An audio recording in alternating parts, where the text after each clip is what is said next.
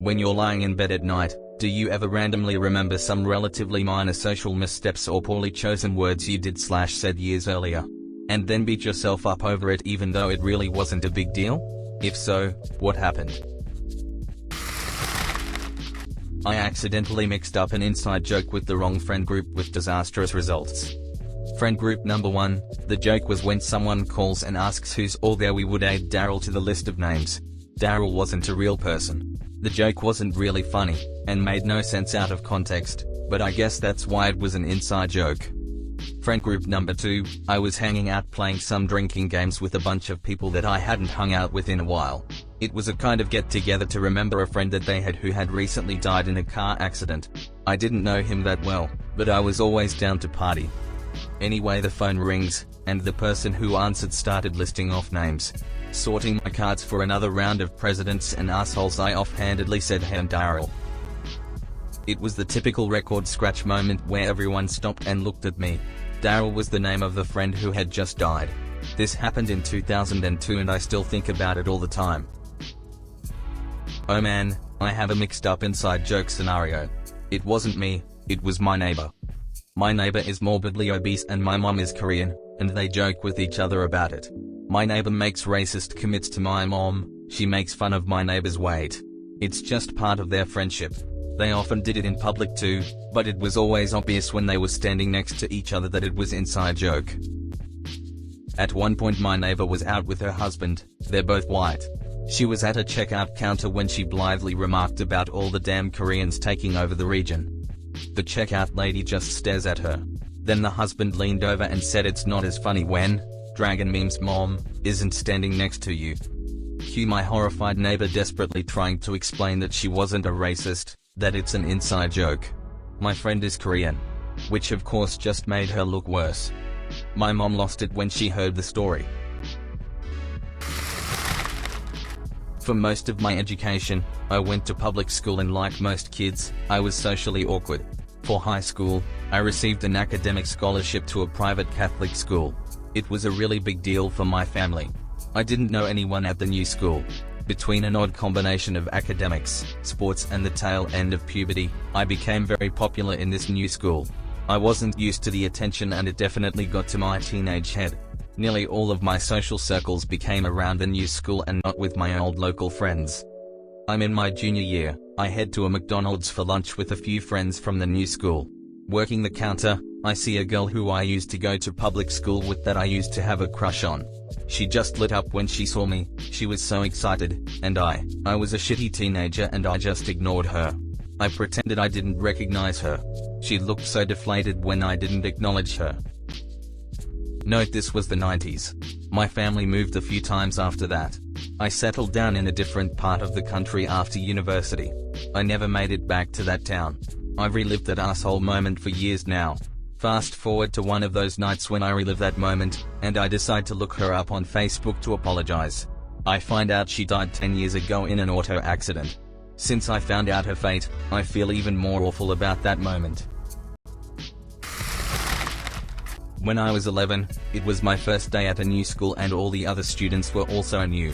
The maths teacher started our first class by asking each of us about our education background, what school we came from, what they taught in our last year's maths class, etc., just trying to get a general idea of what kind of students he was dealing with. Thing is, I was so nervous that I spaced out for a bit and got lost in my overthinking mind, so I didn't hear the teacher's questions to my classmates. When it got to my turn, the teacher just said, "Now tell me about you," assuming I understood what kind of information he was expecting. I just went straight into a monologue that started with, "So I was born in the south zone of the city, but my mom decided to move to our current neighborhood a few months after divorcing my dad," and went on and on giving some very specific details about my short life. Everyone had a really confused look on their faces, and as soon as I realized the teacher was also completely lost, I stopped talking and went instantly red. The teacher then said, "That's all really great, but I was only interested in what happened last year, not the last 10, and everyone started laughing. Next day nobody remembered it anymore, but 12 years later it still comes to mind in pretty random moments. Bruh, I can't even begin to pinpoint one event. I guess one thing is when I was 11, I asked my teacher if I could go to the bathroom 3 times during class and told me no. And well, sure enough, I couldn't hold it any longer and there's bullying for the next 6 months. Literally shakes me in bed about how I have never felt that low before. Somehow I managed to live through it though lol. We all got flaws. Mine is a bladder that urinates prematurely. OMFG, this gave me flashbacks all the way to 1st grade. I was the quietest child, I listened intently, I never strayed from my teachers. Well, one day in music class I had to piss while we were all singing. I figured, I'll hold it, it'll be okay. I couldn't, it got bad, fast. It took up so much courage but I finally raised my hand. The teacher called on me and I said in the most sheepish voice, "See, can I please go to the bathroom?" She said no. I decided I'd try to hold it out longer. My parents told me to tell someone when it was emergency should I be in that situation too. Finally, I was about ready to burst. I raised my hand again. I was doing that piss stance kids do. I say with so much desperation, "Please, teacher, it's an emergency. I need to go." Pissed myself 2 seconds later. I didn't know it back then, but I see that how I was treated by the teacher now. I was 7. I needed to pee. I remember in 3rd grade this same situation with a girl in my class. The teacher was being nasty and said she should have went after lunch. Well, if you're one of the last kids in the lunch line you have much less time to eat and no time to use the bathroom. That poor girl ended up peeing her pants and was so embarrassed. My heart broke for her. Then this damn teacher sent her to the nurse's office to call her parents for clean clothes. No one was home and she had to stay that way for the next few hours and ride the bus home that way. What really is frustrating is after the teacher sent her to the nurse's office she told all of us to line up because we were all now going to use the bathroom and she didn't want to hear anyone say they didn't have to go. That wasn't an option. I don't remember the girl ever being bullied or picked on for it. I think everyone felt compassion for her. I was bullied in school and it messes you up. I'm sorry this happened to you. I just don't understand people sometimes. I was visiting Portland for a wedding that lined up with my birthday as well. We went out to celebrate and finished the night at a karaoke bar. Realizing I am too drunk to sing, I pick My Name Is by Eminem as my song to perform. There's 2 versions of that song. One is the original release, the other tamed down, which you most commonly hear today. The woman controlling the music put on the original, and off I went. One of the lines at the end is running over lesbians in a spaceship while they screaming at me, "Let's just be friends." I finished the song and I'm met by applause from my friends and one other table. The rest of the place is silent. The DJ goes, "Nice job." Don't know if it was the best choice for gay women's night though. And at that moment I wanted to leave my skin. My party trick in high school was that I could rap the fast part of Rap God. When I was a freshman in college I was hanging out with my friends one night. We were all pretty drunk but I was probably the most wasted. So I decided to bust out my old party trick. "Hey guys, turn on Rap God." Somewhere out there is a video of me lying wasted on the floor of a dorm room, rapping Rap God as fast as my drunk little mouth would go. Chloe, if you're reading this, can you delete that video for me? When I was in the 4th grade, I lived in the middle of nowhere and there was practically no minorities, just white country people. This Mexican family had just moved in and could barely speak any English and I befriended one of the kids my age in school. He came over to my place and we were both joking around about his bad English. Just doing what kids do. I would pretend to speak with his accent and then he would copy and it was silly, stupid and innocent. My mom told me I was being really inconsiderate and how uncool it was to make fun of someone for not being able to speak English. I felt terrible.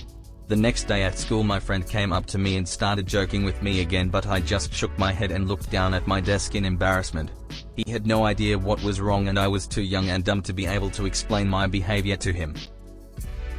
As I grew older I spent probably 20 years thinking about that day and how much of a shit I was to be friendly one day and then without explaining anything just stop talking to him out of embarrassment.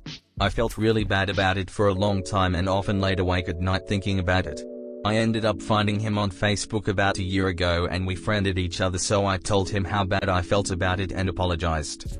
He just laughed it off and said it was no big deal and he was still really thankful to find someone as friendly as me when he didn't know anyone here. He said he figured my mom had said something to me about it and it never bothered him. I don't know if maybe he was just being nice to me or not, but it was such a relief to hear it. It really felt like a weight had been lifted off of me. This happened back when I was 6th or 7th grade. Me and a couple of friends were browsing the neighborhood our school was in after the school day was over. We happened on a bus stop with a couple of girls seemingly our age. We stopped and tried to chat them up, but their bus came soon after and they had to go. We see their bus stop at a traffic light not 20 meters away and one of us says let's run to the next stop. Nobody thought to ask then what? And off we were, sprinting madly behind the bus. Surprisingly enough, we somehow made it to the next stop just as the bus was arriving. Then the doors opened, the girls sat there giggling and we did nothing. Literally. I even remember it like the bus driver held the doors a bit longer, but I might be imagining it as the memory is so old. We just sat there, trying to catch our breaths as my lungs burned. And then the doors closed and the bus went off to the next stop. And none of us said anything. We just walked it off, went on to the next stupid shit we would do. I don't know about any of the other guys, but this still haunts me as one of the cringiest moments of my life so far. In 7th grade, 06 for me, I had just started watching more anime on Toonami and was really into it.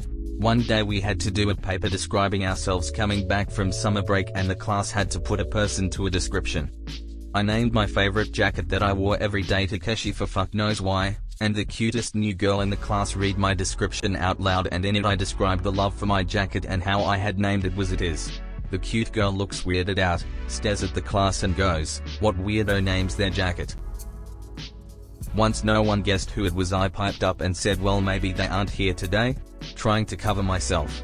My dumbass forgot though that this was an in-class assignment. And the teacher said, no it had to have been written by someone here. Finally one of my friends goes, "Hey Forex aren't you like the only one in class who plays soccer?" Also written in my description. I sunk in my seat as we moved on to the next description. I wake up sweating feeling that jacket still on my shoulders. Edit. Really did not expect the attention and upvotes on one of my most remembered cringy moments. Please stop upvoting before the cute girl in class recognizes me. She knew the person she was insulting was right there in the room. That was a very mean thing for her to say. If you enjoyed this, please smash that MFing like button and subscribe. Doing this will allow me to make this type of content more frequently. Thank you very much.